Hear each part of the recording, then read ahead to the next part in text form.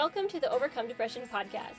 The tools you learn here can make depression a part of your past, allow healing regardless of your present circumstances, and offer hope for your future. I am your host, Jennifer Sterling Campbell.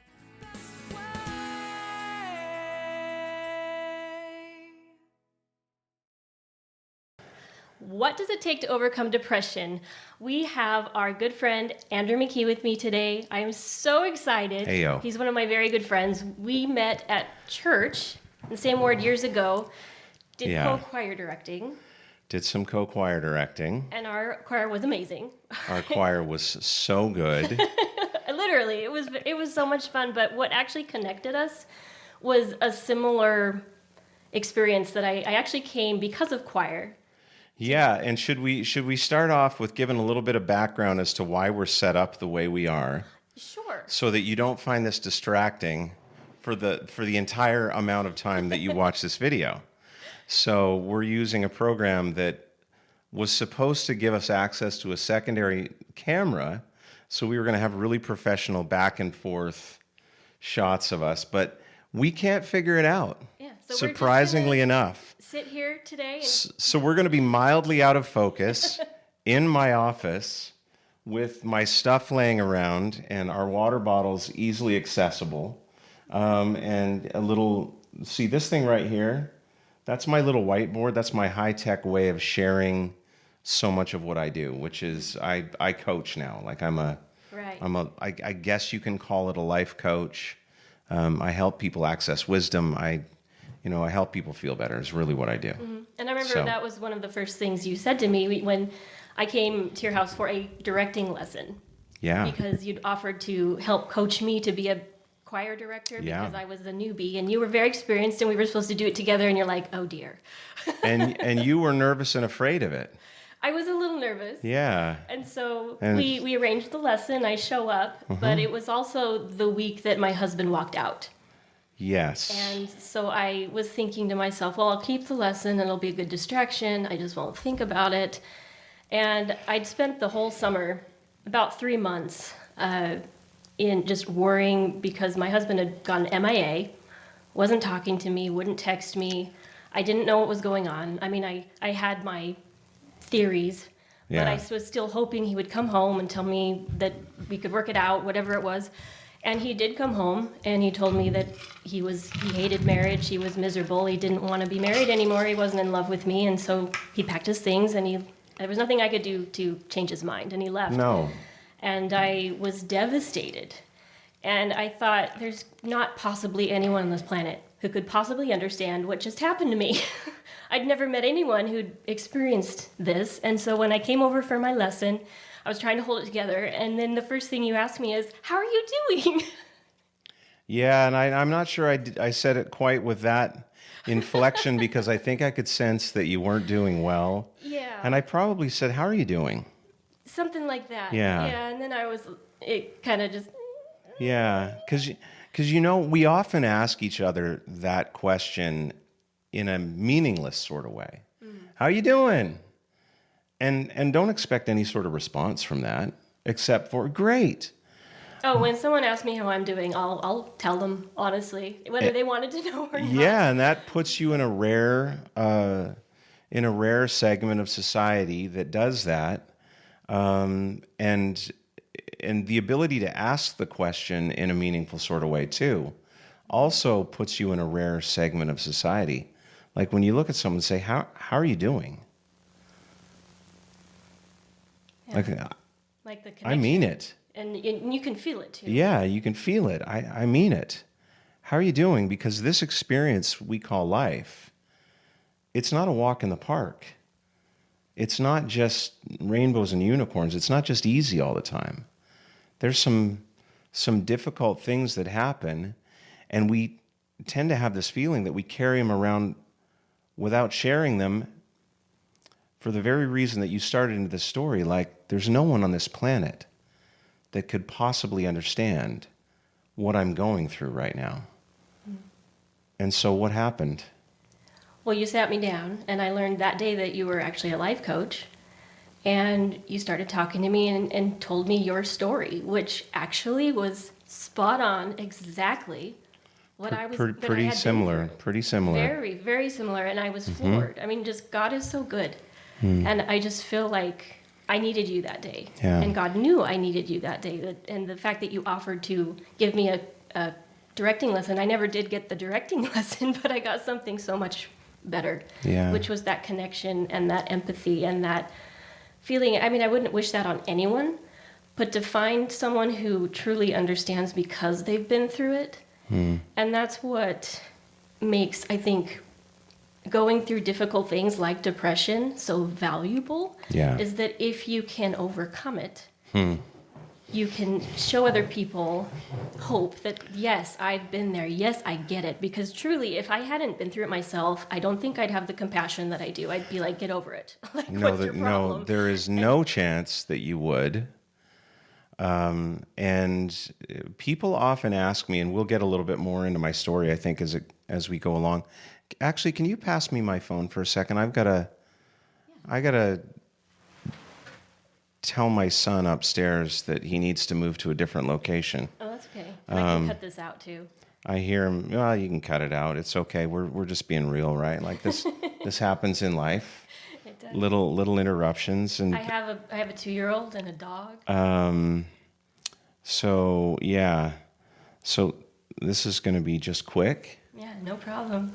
And tell him thank you. Yeah. Yo, Cater Boy, hey, can I request that you move to a different spot in the house that isn't right above my office? Because it's super loud down here, and we are recording.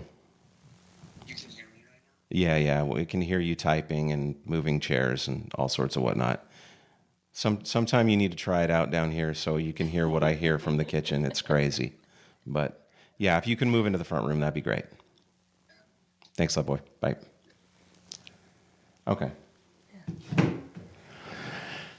Yeah, and if we were to stop and look at what just occurred, right? Like, I kind of hope you don't cut this out. Okay.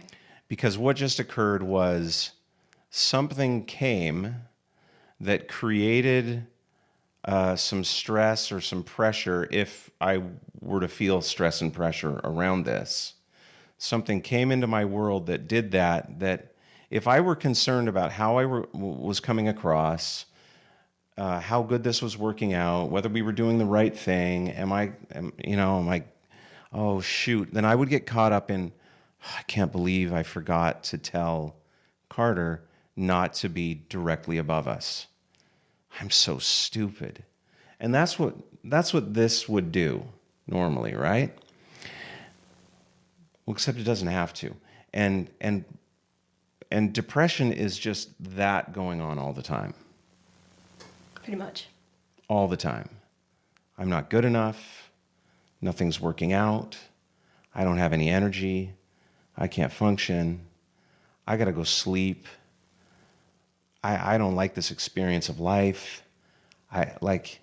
It's just... Like, what's the point? What's the point? It's just this thing running rampant. And, yeah. And if we go back to the day that we first sat down together in here, and you felt understood when you didn't imagine that it was possible for you to feel understood, what occurred for you? A hope. Yeah. Like that this man has gone through this and he's doing great now. Like I look at your family, your beautiful home, Yeah. and that I mean, for me it was, and you expressed the same sentiment, that I was so ashamed and I felt like everyone was going to judge me. And Yeah. look at me, I lost my second marriage. Yeah. And what's wrong with her? Yeah. This must be her fault. Yeah. And I was taking it just like, I feel so stupid. Why do I keep choosing these people who don't want me? And you expressed feeling that way as well, that you were at BYU of all places, where Yeah. everybody's getting married. And, Oh, man. And, temple marriages that are supposed to last forever. Time and all eternity. Ooh, it just... The Best 3.5 months of my life. Yeah. Yeah. No. Yeah. It's BYU. just a little brutal. And it just be in a culture where perfection is the goal. And it's so often misunderstood what that actually means, and what we expect each other, especially ourselves, to be perfect right now, all the time. And Yeah, and why do we do that? That's a good question. I mean, the desire to be joyful and happy, I think, is predicated on, well, if my life was perfect, Right. then I would be happy all the time. Or Yeah, if I and never made a mistake. yeah, and the funny thing about that is that we all buy into this because we get taught that, right? It doesn't show up accidentally. This is the plan of happiness. You do these things, and then you're going to be happy, as we're taught, right? Yes. Yeah, we're taught all sorts of things. And when we're little kids, we don't worry about any of that stuff. We're just happy naturally. Well, unless you were me. I was... Well, depends on how old. Like usually when you first arrive, First arrivals, usually, I was pretty depressed. your first couple of years, can you Yeah. remember? My mother told me I just didn't smile much. I took life extraordinarily seriously for a 1-year-old. Yeah. So it was one of those DNA got it from somewhere kind of things. But Yeah. most children don't think about those sorts of Well, and my earliest memories are probably like 4 or 5 years old, and I often reference this. Like I would cry all the time when I was listening to certain songs that it wasn't normal for someone who was 4 years old to be crying about it. Very empathetic. Yeah, my family, I don't want to throw them under the bus. They didn't know any better. They were doing the best they could, Right. giving the level of understanding they had in the moment and at the time. But they used to make fun of me because I would cry all the time. I don't know if you're even old enough to remember this song, but do you remember She Was Born on Yellow Mountain? I don't think so. She'd Not be that- riding wildfire. But thank you for serenading us. Oh, yeah, you're you welcome. Have a wonderful voice. So there's this song called Wildfire from the 70s. I couldn't take it. And that was just one of many songs that I would listen to and I would cry. And it turns out that I came a little hardwired to be predisposed to feel a lot. Mm-hmm. And everyone isn't like that. That is true. Yeah. Roughly 10% of the population has this condition that we refer to now like everyone has it, called ADHD. Yeah. And ADHD is nothing other than a very chronically busy brain. Yeah, I would say so. Yeah. It's a brain that operates at a speed that is a little faster than the general populace. And back in the day, like there was always a kid in school who had this condition. There was always one. Because statistically, and I'm guessing you might have been that kid. I was the shy, quiet one, but I had a friend who was the ADHD kid in the class. I was that kid. Yeah. I was the kid that got separated from all the other kids by the third day of class every year. My desk was attached to the teacher's desk. Everyone else's desks were back there. I had to stay in at recess. I didn't go on field trips. And we can react that way to all of it. We can do but it's all just part of this experience called life, right? So we're spiritual beings having a physical experience. And we show up, and you can tell by looking at me that I showed up somewhere around 54 years ago, which is exactly when I showed up. So we're spiritual beings having a physical experience. We show up as spiritual beings into this physical experience. We have the experience, we leave it, and then we end up as spiritual beings again. But what we so often forget or have little to no awareness of is that the spiritual being doesn't just exist before and after. It exists now. Mm-hmm. It's in me. Right. And that spiritual being doesn't care that I got separated from the other kids. But why not? Why doesn't the spirit care? Because you would think that the spirit would say, ouch. Because the spirit can't be damaged. The spirit doesn't need healing. Nothing is good for the soul. Everything is good for this, which allows a momentary connection to the soul. This as in the mind. The quieting of the mind. So Buddha said, this is paraphrasing a little bit, because he didn't speak English, obviously. So the highest state that any human can achieve is the state of no thought. So I have a long way to go. Silence of the mind.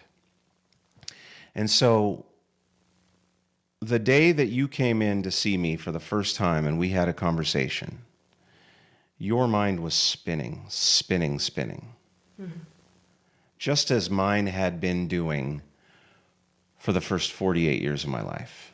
Explain that, because you told me that you struggled with horrendous chronic depression. I mean, the worst. I thought mine was pretty bad. Mine was very connected to anger, but yeah, yours was the just I can't even get out of bed. I can't do this. Yeah, and mine was the opposite. It was go, try to avoid. Yeah, A-type overachiever.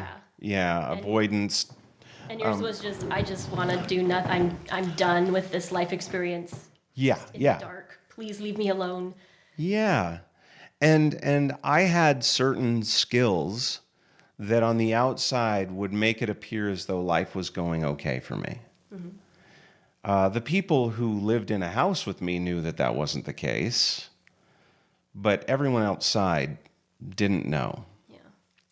So yeah, I won't say it's the worst. I don't know. Like, I'm sure there's people who have way worse depression than I had, but it was unpleasant.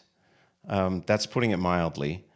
And unpleasant for the people that were around, because I know when I was in the depths of mine, I made the people around me miserable. Yeah. And obviously not, like you said, you can behave around the people on the outside. But yeah. the people you love the most, the intimate relationships, your family, Yeah. your husband, and in your case, your wife, it was only a matter of time before I would hurt them again. For sure. And it was painful for them as well as for me. I didn't want to be that way. No. And you thought you had to fix yourself. I got to work my way out of this. Yeah.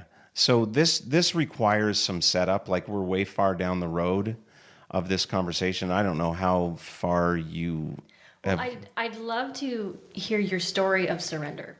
Yeah. Because that's what I want to give a lot of examples of throughout this podcast, because I think it's such a hard concept for people to understand. Christians, they talk a lot about the atonement. They talk about surrendering to God, surrendering to Christ, and other belief systems. It's similar. But actually helping people to understand what that feels like, what that looks like, it feels rather lofty. Like, I can explain my story, but it's almost like if you haven't experienced it, you can use all of these descriptors, but there's really no language that can quite describe the experience.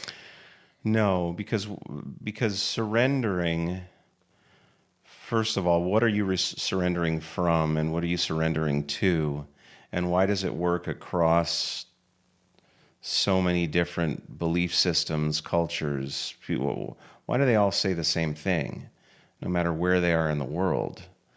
And you had a quite spiritual experience. You've been religious, but the big change for you came I guess it started when you died and came back to life. So I did have a brief death experience, and they are often referred to, culturally referred to as near-death experiences. Right. I do not call it a near-death experience, because I think the use of that language takes away the greatest part of the value of having it in the first place. Because if you only get near death, you don't have the experience that I had. Because here's the thing. So we're spiritual beings having a physical experience. And while we are having this physical experience, the primary provider of the experience is the physical. That's where your experience is coming from right now. If I reach over and punch you in the leg, you feel some pain. Right. It's a physical experience. If I reach over and punch you in the leg as a spirit, you don't care. You're just like, I can't even do it. It can't happen. So in this physical experience, we have become so habitually reliant on the use of our brain to create everything that the value of a brief death experience, which is to be briefly dead, is to get to experience something that isn't coming from the physical. Mm-hmm. My heart's not working, my brain's not working. I am not, according to clinicians, doctors, whatever, currently alive. Yeah. It wasn't long. It lasted for a couple of minutes. 99% of the time when someone flatlines, 99% of the time they die if the paddles don't get on your chest to start your heart back up. Mm-hmm. They were just getting ready to hit me with the paddles when my heart started up. Wow. Like, so you didn't need... I was one of the 1%. Wow. Who, for some reason, my heart stopped and then started. And would you consider that a miracle, or like you were given a gift? Yeah, I mean, it's a great gift. And if you talk with someone who's had a true brief death experience, meaning, and again, the major thing that gets learned from this is that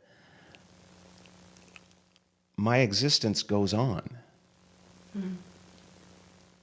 My body wasn't providing my experience. I was in another place. I had a very, very clear sense of being in that other place.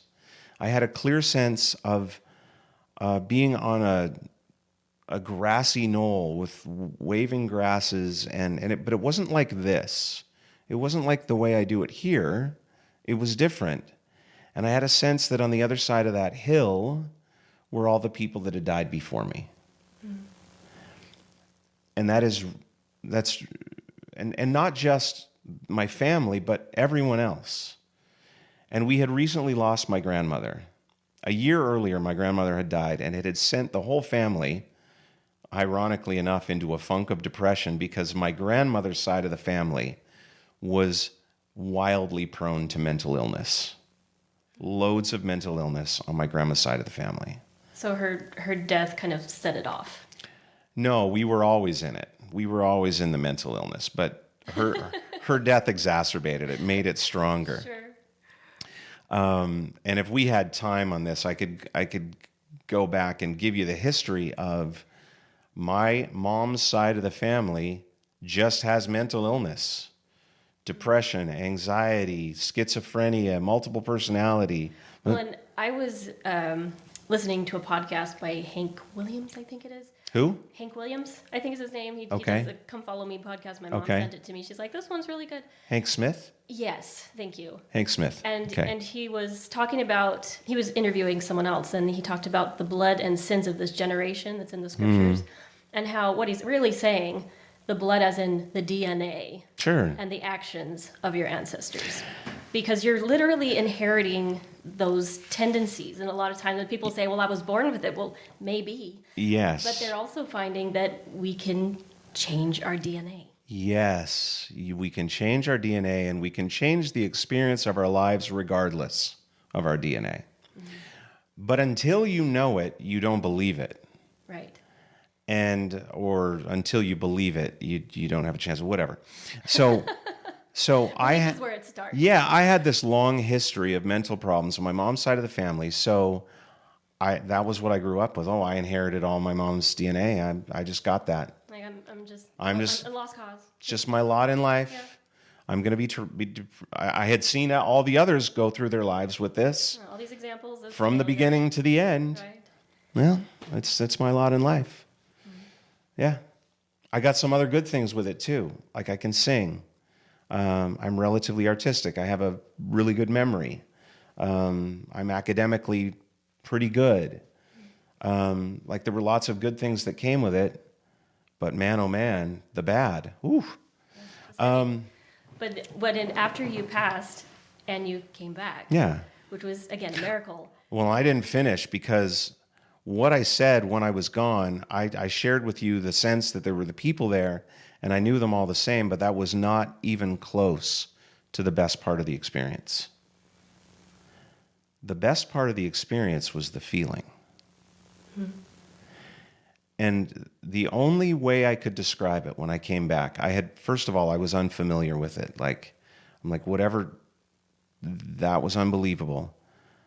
The only word I could use was love. And I felt so much of it that it filled every bit of the space I occupied. Like whatever my being was, all there was in it was love. That was all I could feel. And you can imagine that for someone who had spent, up till then, I was 36 at the time, up till then, I had spent most of my experience of life in this feeling of anxiety and depression. Mm-hmm. And here I am having an experience where not only am I not feeling it, but there's no possibility of me feeling it or anything like it. Mm-hmm. Like it's almost like you forgot it for a moment. You couldn't even conceive what that could have. Completely gone. Yeah. Completely gone. I didn't care about it. I didn't care that I'd had it. It meant nothing. And I'm in this feeling, and I'm like, oh, wow. And I woke up, and the feeling was still there. And it was there for a while. And I started to share my experience with the people. First of all, the doctors were like, what just happened? They couldn't figure it out. And that ER nurse that was there with me that night, she said, in all my years of I've been in the hospital for 30 years, I've never seen that happen. They don't have an explanation for it. I just want to sit and talk to you. So she sat by my bed with my wife, and we just talked about the experience. And this is one of the gifts that some of those people get, like those ER nurses or doctors or whatever. They get to see this occur from time to time with people. Anyway, so... And then the first call I made was to my parents, and I told them what had happened. And there was just this enormous feeling of comfort.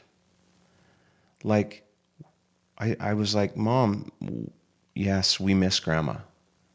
She's not here anymore.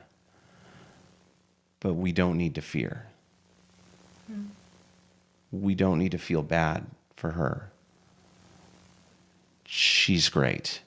She's doing great. Along with all the others. Well, and they say that fear is the opposite of love, too. And yes, fear is the opposite of love, and it's actually, it goes beyond that. Fear, the other thing they say is that perfect love casts out all fear. Fear and love can't exist in the same space at the same time. Well, the reason that is true is because they don't exist in the same space ever. Fear is not a spiritual experience. Fear is an experience of the brain. It's an experience of our identity. Chemicals. Thoughts, whatever it is. So we're spiritual beings having a physical experience. There are two sources of thought. There's our physical thought that comes out of our brain. There's our spiritual thought that comes out of the spiritual truth of who we are, our spiritual being. Mm-hmm. It doesn't think the same things. My thoughts are not thy thoughts, my ways are not thy ways. Our spiritual beings do not see anything in the way our physical beings see them. I remember talking to you about this when you told me the story the first time, because I'd had this personal experience of my own where I felt very strongly that the Godhead, the Heavenly Father, Jesus Christ, the Holy Ghost. And in the scriptures, I couldn't find one instance where there was a person who was like, this is the Holy Ghost. It talks about it a lot, but it's always embodied in something else. And I asked you point blank, I'm like, I don't know if you see this too, but are you saying that the Holy Ghost is us? It's our own spirit. And I remember you saying, yes, but I don't tell anybody this. Except now we're on a podcast telling people. Yeah.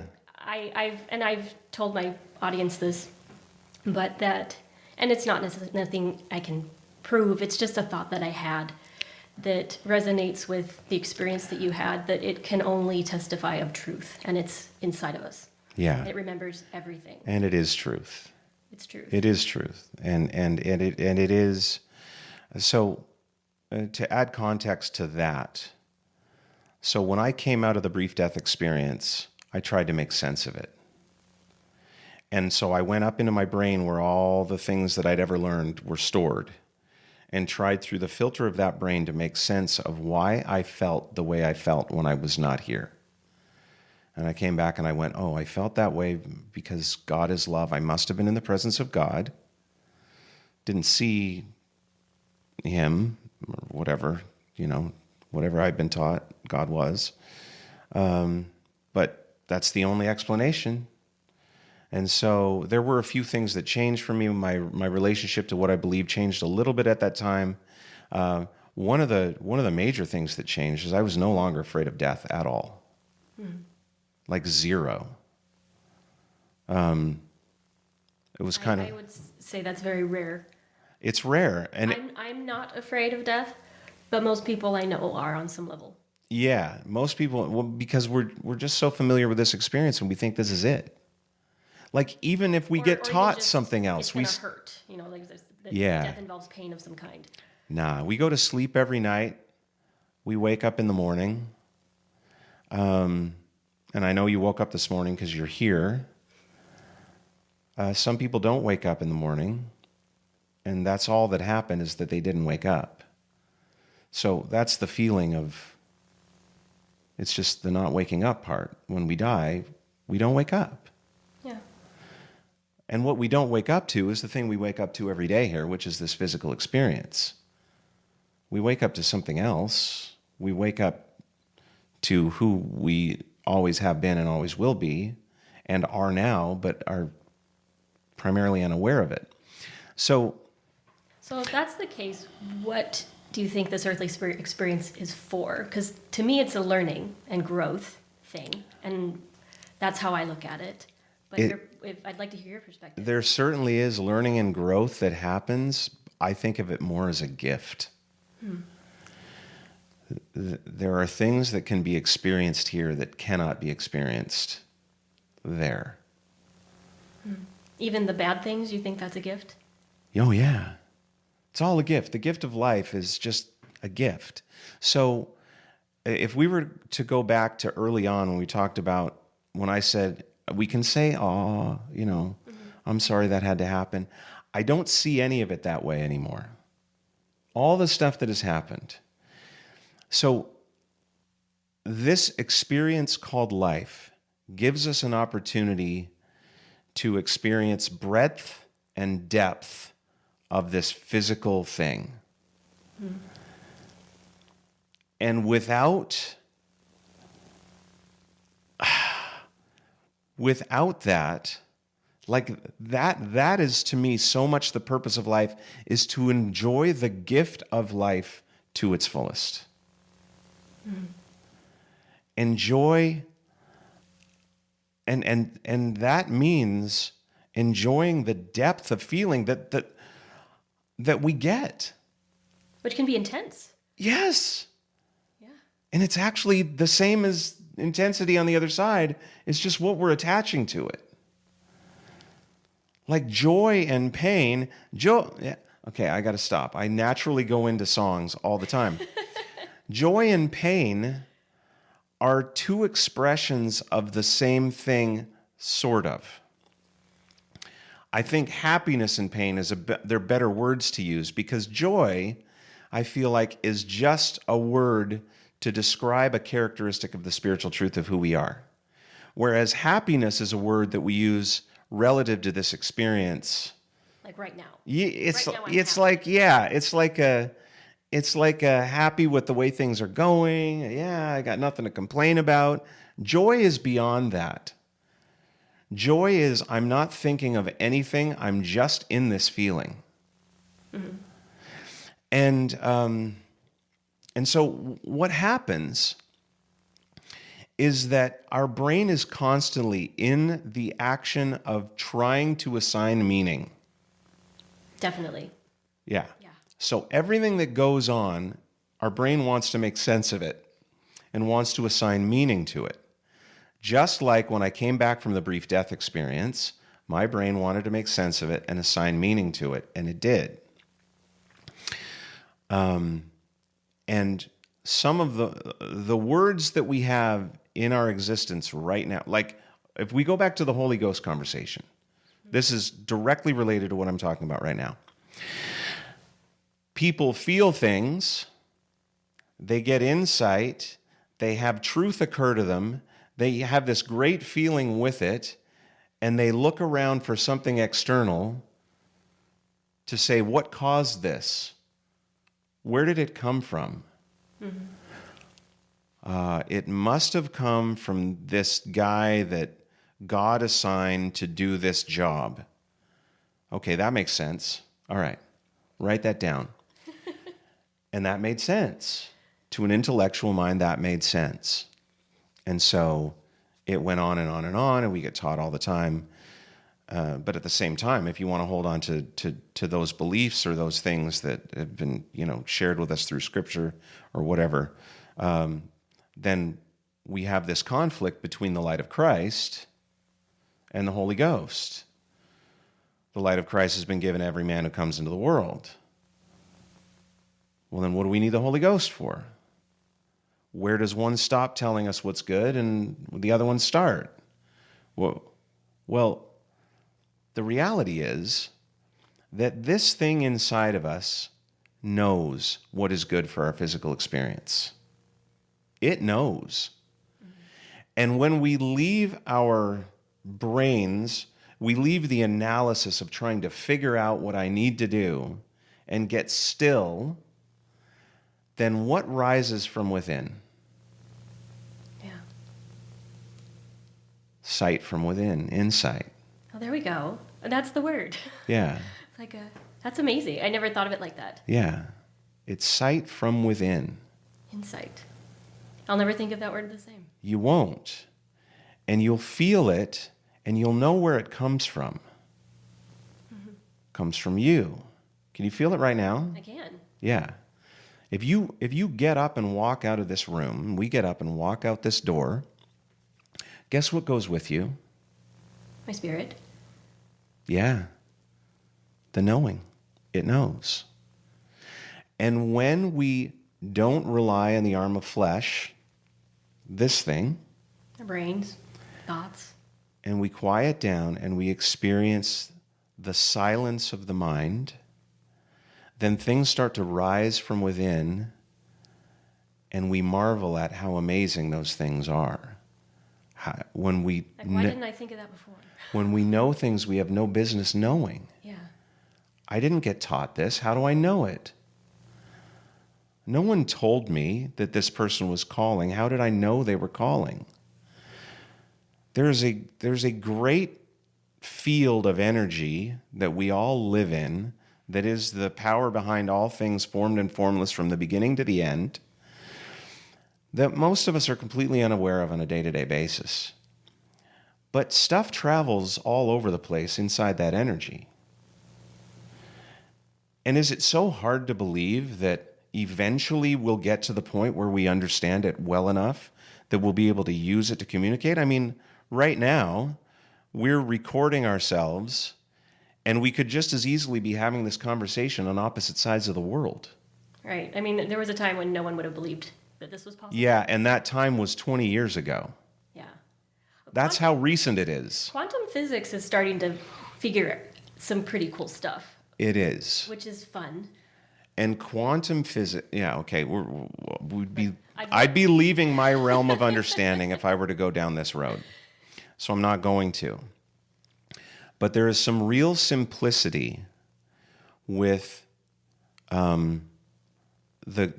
I refer to as the great knowing. Mm-hmm. And the great knowing is knowing the difference between who we are and who we think we are. Have you ever heard of a guy named Sri Ramana Maharshi? I have not. That's a really cool name, though. Okay, so Sri Ramana Maharshi was an East Indian philosopher guru who people would come to because they had heard about him, and he was able to help a lot of people. And they would come to him with a question like, I am really suffering. I don't feel great. What can I do? And he would say, who is asking the question? That's deep. It is deep, and the depth is that it makes you in that moment question who you are. Because you would think, well, I'm asking the question, and who is I? Oh. Uh-huh. And once you find yourself in the contemplation of that question, who am I? Really? Who am I really? I'm not a 55-year-old, 54-year-old spiritual being, or a physical being. I'm not that. I'm way more than that. And so the who that asks the question is the who that we use to describe ourselves every day. And I often say that the biggest lies that are ever told start with the words "I am," Which I believe are very sacred words. I think that the Ten Commandments, when it talks about taking the Lord's name in vain, literally in the scriptures, when was it Moses and I God am. talking? He's I am that I am. And so when we use that word to describe ourselves in a negative way, we are literally spitting on his creation and taking his name in vain. I think that's another way to look at it that might make some of us It's a great way to care. It's a great way to look at it. With more reverence, that it's important. It is a great way to look at it, and it draws attention to I am. And when we refer to our physical selves as I am this, I am that, we're innocently not telling the truth. Mm-hmm. But for purposes of functioning in this physical world, we have to, right? Right. Like you can't walk around. When I say I am, and I'm talking about my physical experience, inside my head, because my head knows the difference so clearly at this point now and has surrendered to the truth of it, I hear my identity. I don't hear I am, I hear my identity is. Oh, I see. The difference. Differentiating from I am to... Yeah. My identity is that I play trumpet, for example. Or my identity is playing trumpet. Your spiritual self is not playing the trumpet. It's not what it does. And when you ask, what's the purpose of this physical experience? Well, it's a gift of being able to play the trumpet. It's the gift of being able to walk around. It's the gift of touch, feeling, in breadth, depth, suffering, joy, all of it. It's a vast expanse of feeling that we get here.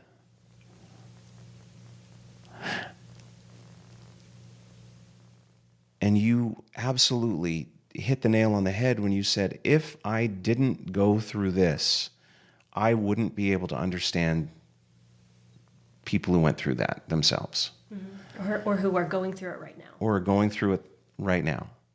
And that's the way the spiritual, the economy of humanity works, is that we all have the ability to understand each other at the time when it's required to lift each other up. Mm-hmm. That's what we have the gift to do.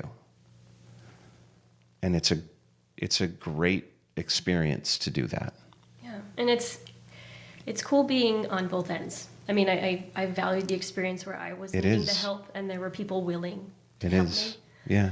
And I feel like when I met the right people and allowed those people in, it was almost a mutual benefit. And I mean, even though they were the ones serving, that it was a mutual exchange. They couldn't serve without someone to be served. Right. And when others let me serve them, and it's the right thing, the people that God bring into my space. Yeah. I'm grateful they're there. I'm glad they're asking for help. I want to help them. So Absolutely. it's really cool. Again, the experience is amazing on both ends. Yeah. And we haven't talked about depression at all, and I don't even know how long we've been talking. Is this measuring our time? Yeah, we have about 46 minutes in, but I do want to, because after you died, or I'm sorry, yeah. Oh, I haven't even got to the good one yet. Yeah, after you came back, and after 2 weeks, you said? Yeah, a couple of weeks I was Didn't pretty last much very back long. in suffering. Yeah, which it's like, what? You died, you had this amazing experience. Yeah. And that experience was helpful every time I recalled it, but it didn't change the foundation of the way I lived. It didn't change my baseline understanding of life. I went back into the way I thought life was, only now I wasn't afraid of dying. Okay, that's great. That's not, you're like, that's not good. But I'm still not functional. I'm still not doing well. I'm not enjoying much. Having a hard time. Terrified of what people think of me. Just going around in this constant state of anxiety like I'm at the top of a roller coaster just about to go over the edge. I just feel that all the time. I just did that a few Yeah. weeks ago. Oh man, you're crazy. I don't do that anymore. Yeah, the eagle at Dollywood. Intense. My identity doesn't care for roller coasters. So it gets sick. Anyway, so I continued down this road, and I was trying to do the same thing that everyone is doing without normally being aware of it. Everyone is trying to feel better. That's all anyone ever wants. Yeah, I think that's really what drives most of humanity. It's not what drives most of humanity. It is the only thing that drives humanity ever. Okay. At all times, in every situation. The only reason we do anything is to feel better. So even like evil men doing things to other pawns, or Sure. It makes them feel good to hurt Sure. people, have that euphoria, whatever that distorted mindset is. They have belief systems about how things are supposed to be, and they try to implement the way they think things are supposed to be. And that gets them out of suffering, which is having an experience different from the one I think I should be having. Ooh. Yeah. Suffering is having an experience different from the one I think I should be having. And our identity and heaven help us if our identities are powerful.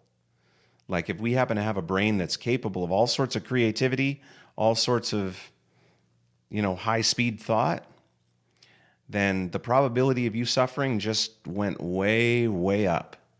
Because you are then able to build this intricate network of how things are supposed to be.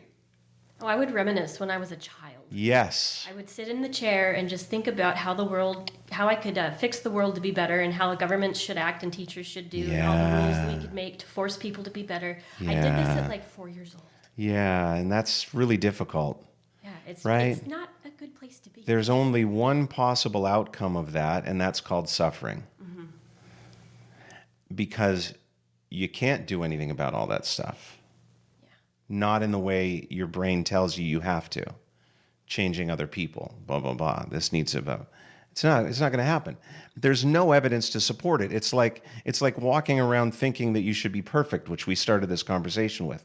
Well, where did it come from? It came from people who had tried to be perfect and found there was no possible way they could do it, and they hoped their kids would do better than they did. Yeah, I can see that. And so they teach their kids, you got to be perfect because I failed. Well, here's the problem. There's no evidence to support that as a possible outcome ever. So... We've only got one example of that, and that was his purpose. I mean, and there's been 112 billion people live on the planet, approximately. Mm-hmm. There's 8 billion of us now. No two people are having the same experience, but I can tell you what is consistent among all of them is they've all made mistakes. They've all done. Sure. And I remember you saying too, and this was astounding to me. I thought about it a lot. Was that if people say a lot of times they'll say, well, if I was them, I would. Blah, yeah. blah. And the truth is, if I was them, I would do. I not probably. I you would do exactly what they do. They're doing. because they are doing the best they can given their level of understanding at the time. And so, yeah. So we go back, I have this brief death experience, I get back into my identity, and I continue on the same foundational experience of life that I had been in the first 36 years. 12 years later, after 12 more years of searching, and I actually had found some good things in those 12 years. I found a life coach named Steve Chandler. I found some psychological tools through him that helped me function on a higher level. I enjoyed more of life now than I did before. You're making progress. Making some progress. It was slow. It was linear. It was, But bravo. basic human progress. Yeah. Yeah. Which is what we think we're limited to.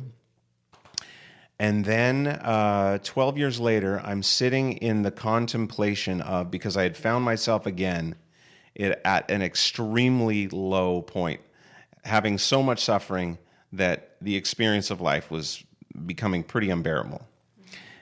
And again, what is suffering? Having an experience different from the one you think you should be having. So all I had done is build up additional beliefs that now weren't lining up with the way things were going. That's all it was. And I'm sitting in the chair you're sitting in right now. April 7th, 2018, contemplating life when my brain went silent. Completely silent. And I saw everything that was in it fall off onto the floor. So I'm sitting in that chair, swiveling around, looking back and forth at all my beliefs on the floor. And this was a very literal experience for you. It was a literal experience. I'm not kidding you. I was looking at my beliefs on the floor. Not good enough, you're never a good dad, blah, blah, blah, blah, blah, blah. There were some good ones too. Like, don't get me wrong. Like, Yeah. I had some beliefs about myself that were good. You're good at this, blah, blah, blah. But they were all down there. They were no longer up here. And this thing had gone into such a state of silence that it was running at its minimum necessary level for me to be alive. And this feeling rose up within me that was so beautiful. And it filled every bit of the space I occupied. So much so that no other feeling could possibly have penetrated it. And I'm like, I felt this before, but I wasn't alive. You're a memory. Yeah. And I'm like, am I dead? And I started to check myself to see if I was alive. I'm sitting in the chair checking myself, and I'm like, no, I'm still here. And enough of my brain was working to have the question form in it, what is this? I'm you. This is who you are. This is who we are. And I went, oh. And that's the profound knowing. The difference between who we are and who we think we are. And that feeling is who I am. And we're not talking about emotions. No, Here. I'm talking about the feeling of my spiritual self. What it feels. It's the same thing it felt when I was not alive. And I looked outside myself to say, where did that come from? It must have come from God. Because I didn't have the mental capacity at that time to think that that feeling was just who I am. It was you. It was me. Yeah. It was me without my physical self blocking it and messing it up. Because I'll say that the depression is just a lot of crud all over on top of us. And there's something beautiful in the middle that we're just not seeing. Depression is just a word that we've come up with to describe the feeling that occurs when the experience I'm having is different from the one I think I should be having. It's a lack of acceptance or surrender. Yes, and it takes us back to what is surrendering? What is surrendering? Well, surrendering is just seeing.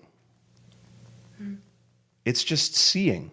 So the truth of it is, I am a spiritual being having a physical experience. I have two sources from which I can experience this world. One of them is my physical self, one of them is my spiritual self.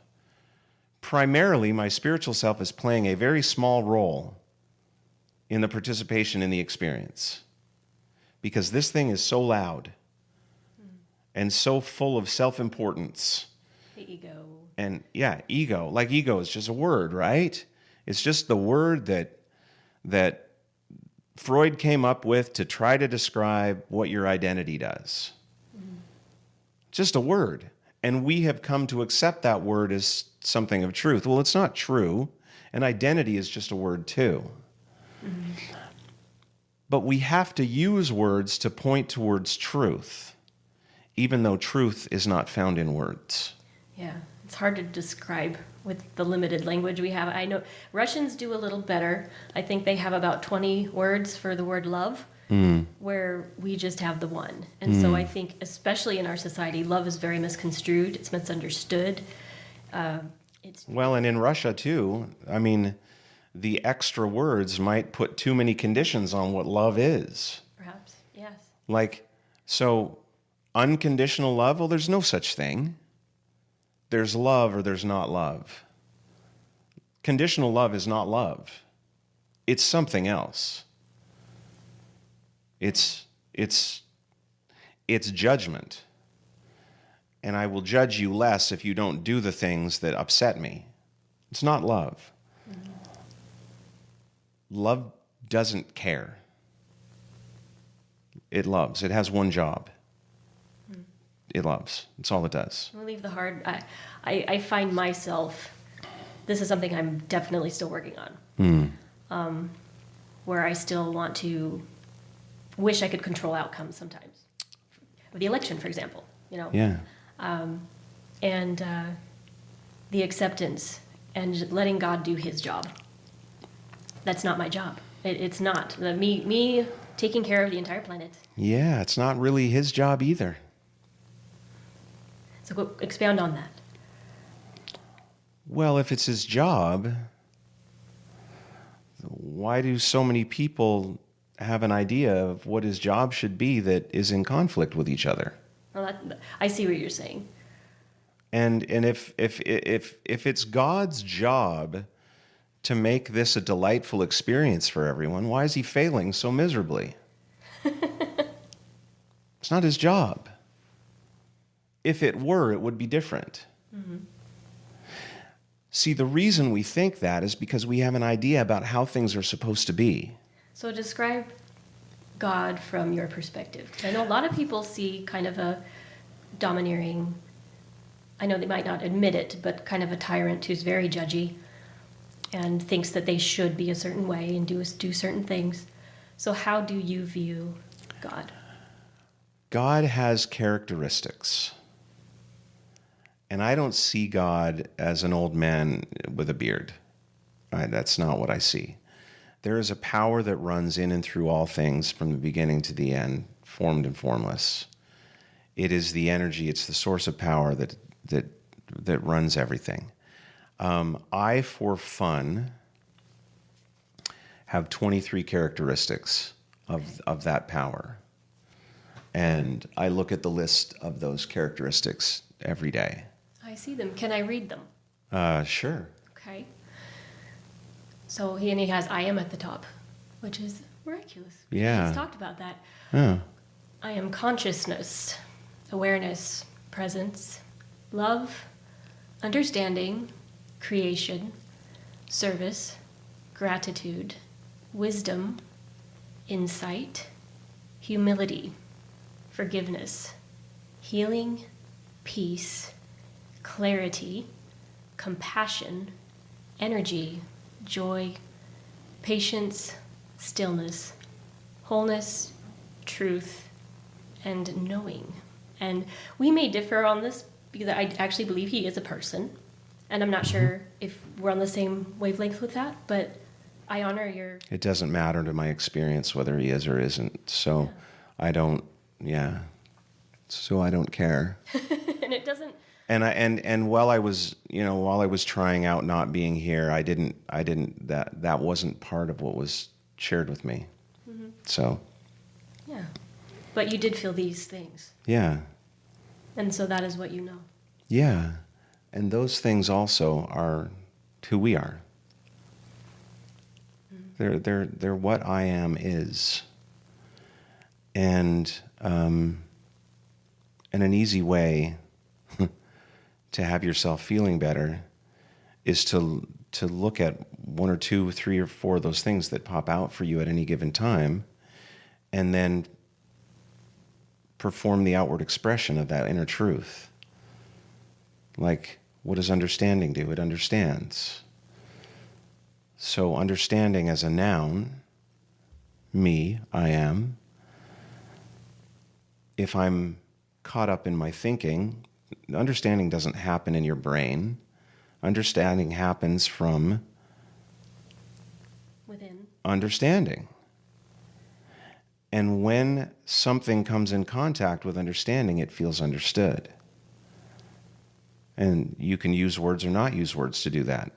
But if you want to feel the feeling of understanding, take the action of understanding. Go understand someone. If you want to feel the feeling of gratitude, express gratitude. If you want to feel the feeling of service, give service. If you want to feel the feeling of love, love. And all of those things will have the same impact on your mental state. They will quiet it down, which is all anyone ever wants. Like, there's one mental illness, it's called chronic mental stress, a busy mind, that's it. It expresses itself in different ways depending on the tendency of that physical being. It's currently, like yours was to go to work, mine was to go to bed. Yours was to play the trumpet, mine was to avoid, whatever. So yours might have been anger, mine was depression.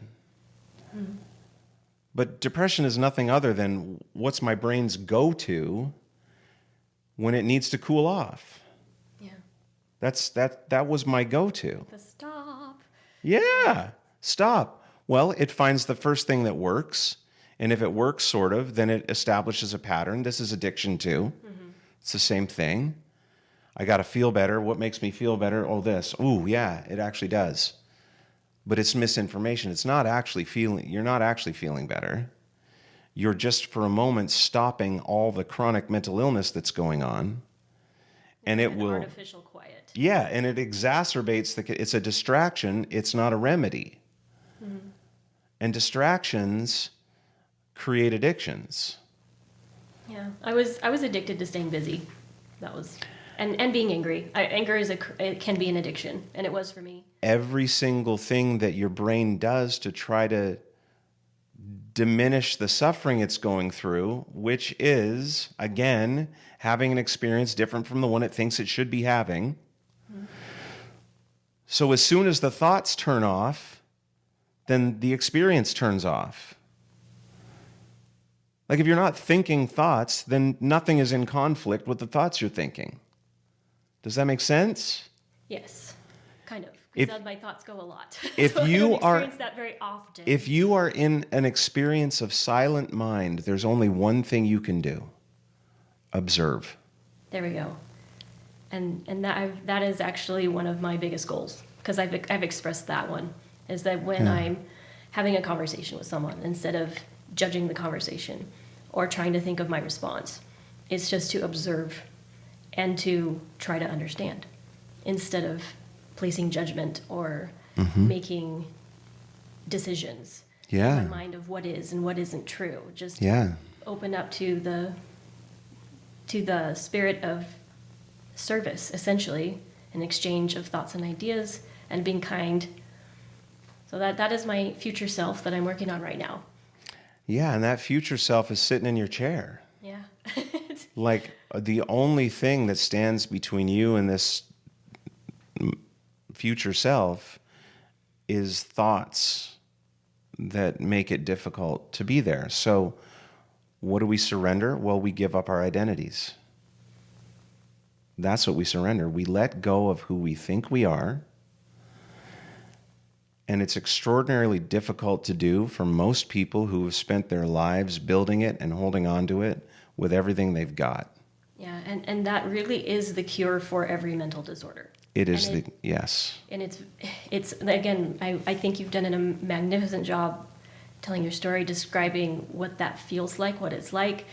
If you're listening and you think, I could never do that, you can. I was there. I did not think I could overcome depression.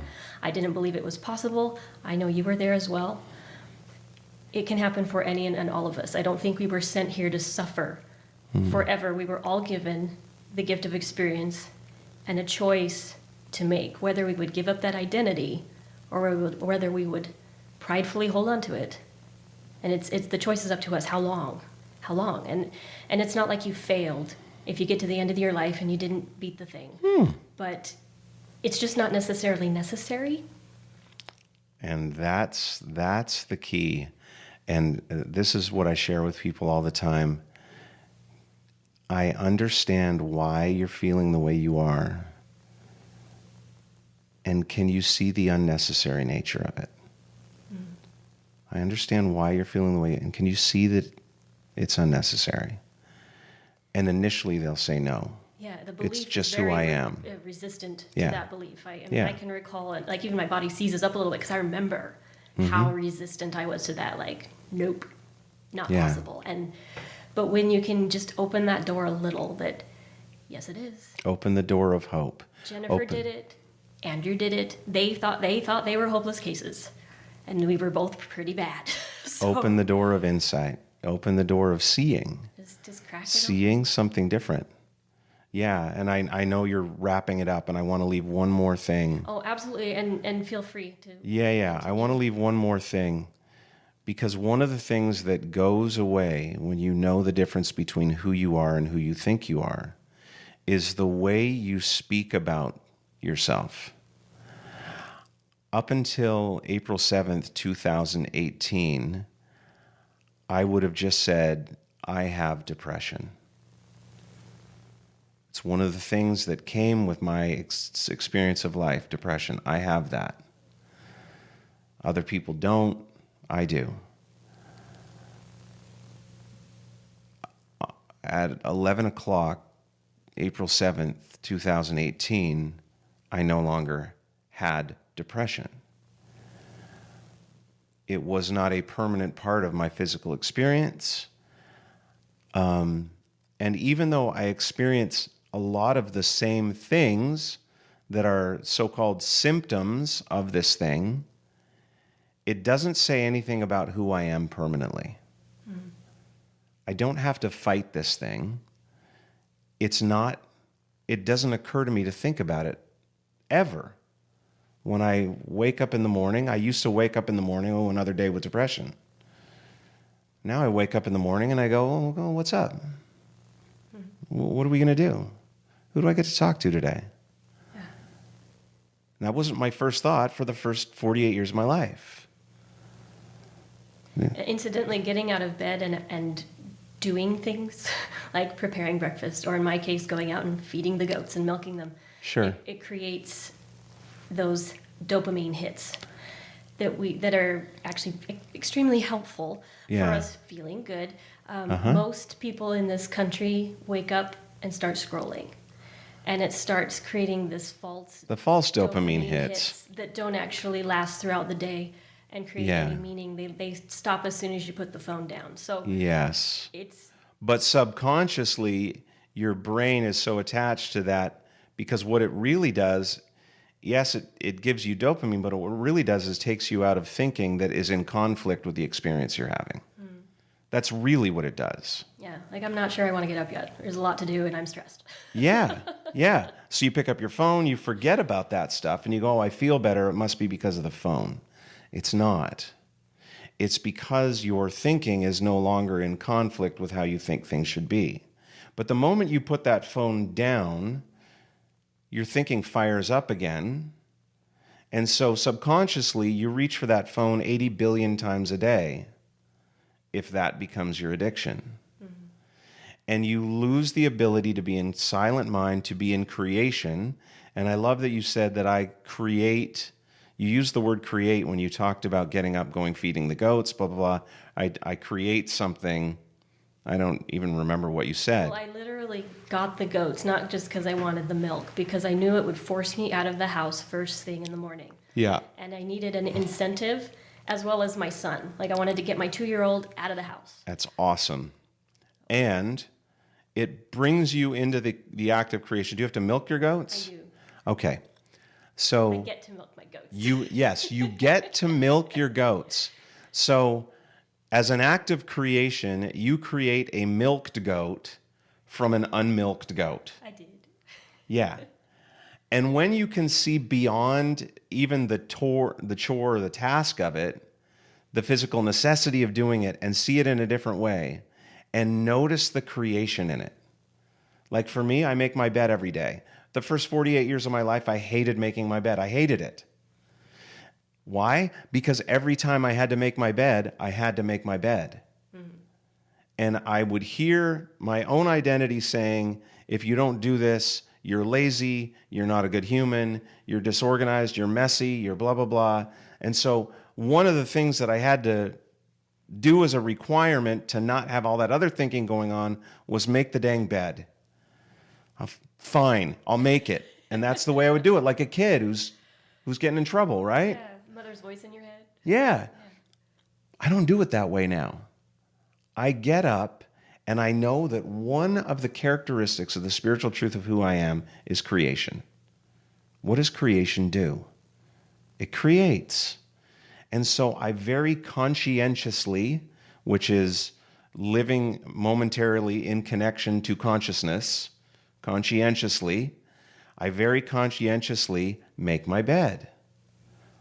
For the gift that it is to have a physical expression of my inner truth go on and create that connection. And when it creates that connection, guess what I feel? I feel the feeling of who I am. And it's good. Yeah. And that sets me up for whatever comes next. Thank you. Yeah. Well, this has been an incredible conversation. I appreciate you again. Thank you so much for taking This has the time. this has been so fun. And is there any advice you would like to share as we close for someone who really truly feels that like there is no hope? What's the first step? What would you tell them? Well, the first step is that you've probably felt hope during listening to this. And hope is a gateway. It's a doorway. It's not something we live in. It's something we use to go through. So if you think of depression on one side of a house and joy on the other side of the house, hope is the doorway you walk through to get there. So hope opens up. You're no longer in this room that has no exit. Oh, there is a way. And then you walk through it. And you find yourself seeing this thing called depression in a different way. And that is all that needs to happen, is that we need to see something in a different way. That's difficult to do on your own. It is. And you do life coaching. I do. You are a fantastic life coach because I've been in at least 2 of your sessions. and they're fabulous. I could not have tackled this one on my own. I know you didn't tackle this on your own. No, I didn't. There are resources. There's a gazillion things out there too, and it can be very confusing. And using that insight is extremely important in allowing and surrendering to that right thing that comes into your space that you manifest, and recognizing when it shows up and not turning it away. Yeah. It looks different for everybody, and the right person for you might look different than the right person for me, but it may. I think there's less of the right person thing going on than we think. I think the right person can get caught up in the way we see the world, and so our beliefs get in the way of Sure. connection. I get that. So we're working more of it from the insight perspective. Yeah, yeah. When you feel that thing. When you feel insight, act, and trust. Just act move. and notice, and content is okay. Content is not a solution in most cases. Like reading books. Yeah, content is a contributor to lead you to conversation. Mm-hmm. Inside of conversation, what's possible? Well, what's possible is seeing something in a way you've never seen it before. Mm-hmm. And that makes all the difference. Yeah, and I feel like one-on-one for me was pivotal. And I didn't, and if you're sitting here listening going, I have no money. Yeah. There were people who showed up in my life right at the right time, like Andrew, who didn't charge me a dime. No. If you are ready and you walk through that door of hope and say, okay, I'll take it. The solutions will come. The people you need will come. And I had everything I needed to do so. And it doesn't have to cost a dime. And if it does, the money will come. I promise you, if you just have to be willing to believe that it's possible. Yeah, and the money thing is funny because that's another one of the things we have so much belief around. Yeah. And when you surrender to your belief around money, it starts to show up. Yeah. And money represents commitment, and there's all this other conversation that we could do that that's a full other podcast. But the value of seeing the world in a way that decreases the suffering you live with cannot be measured. Mm. It can't be measured. I paid my life coach who started me on the path to this. I paid him an enormous amount of money. Mm. That was just the number he asked for. That's all. That's all it was. It wasn't, and I still didn't pay him enough. Like, the value of what I got from that, no. Yeah, and I feel like I've gained more progress from life coaches and energy healers than psychologists. Personally. And there's a reason for that. The reason for that is that psychologists are limited to the world of psychology.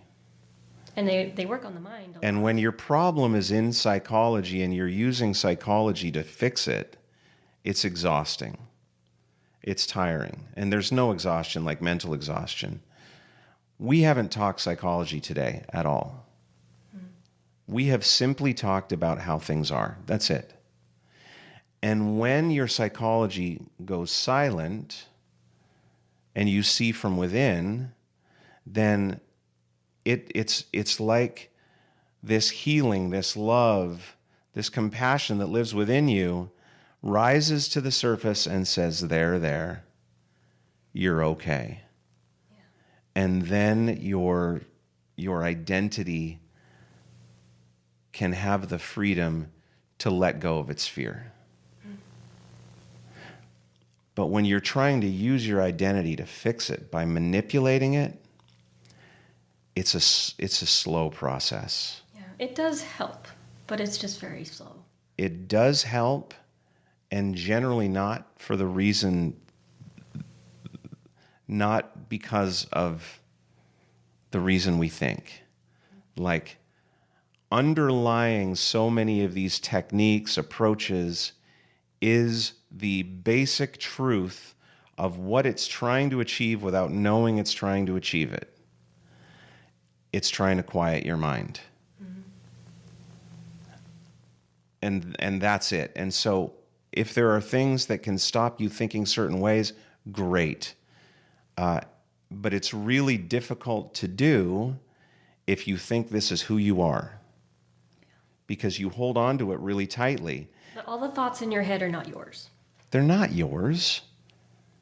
Again, we could talk about this forever. Yeah, that's another whole different conversation. And every insight you have that has you go,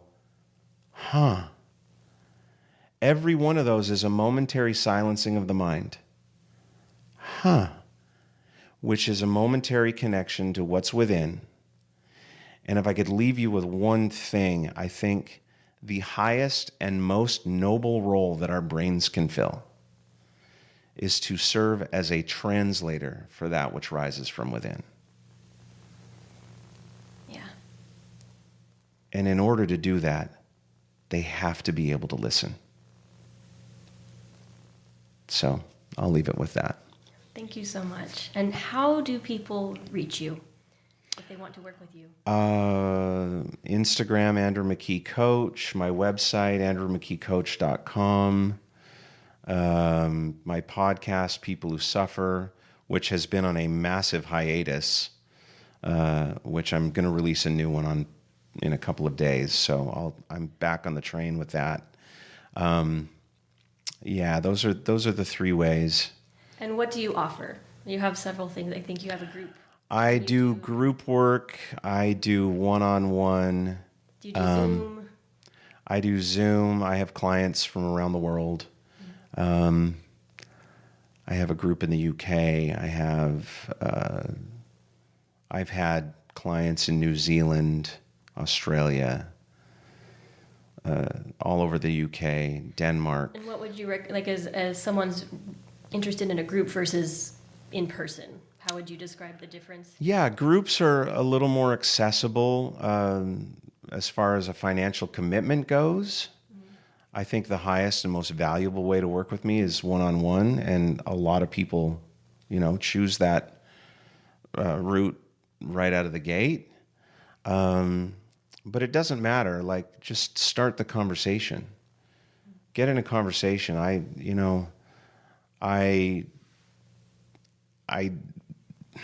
See, I'm careful about this now because I don't do it all the time anymore, but I offer one conversation for free. Come have an experience and get clear on what you want.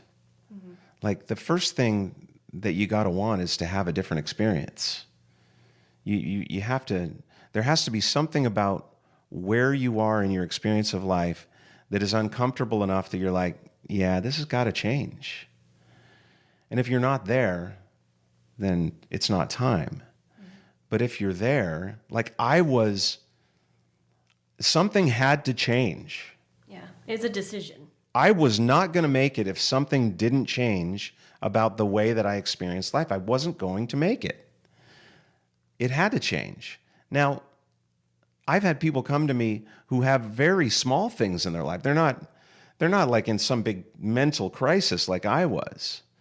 They have small things, and when those things change, it's just shocking at what it does to the remainder of your experience. Like you. Like you, I mean, again, here we go. We keep going off onto another edition, but you didn't just have those first two conversations with me. Do you remember the further ones? Well, we've had a lot of conversations. Yeah.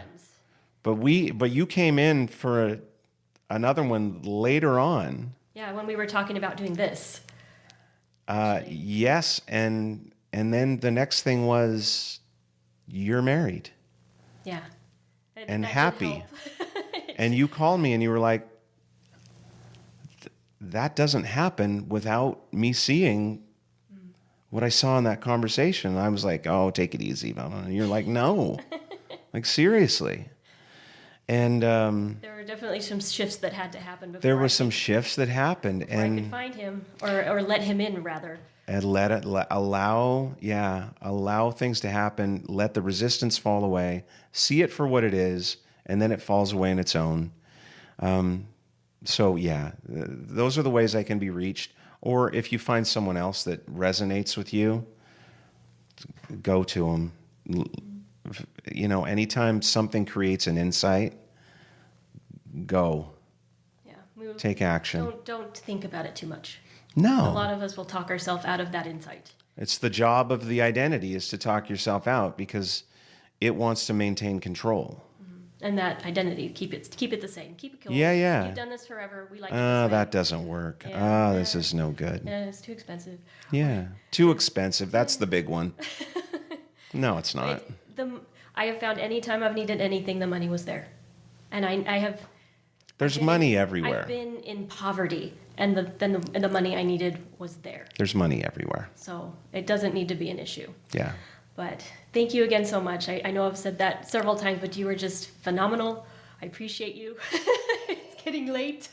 Oh my gosh, how long is this? This is your longest one by far, isn't it? Oh, well, you know, so far. But, Yeah.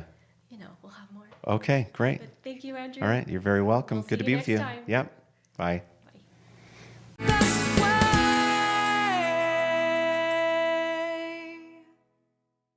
If you are new to this podcast, please go watch all of the hashtag introduction videos first, and then consider downloading the Overcome Depression workbook. Links in the description.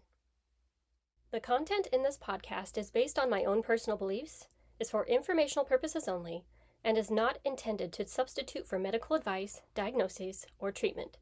Please refer to the full legal disclaimer in the description.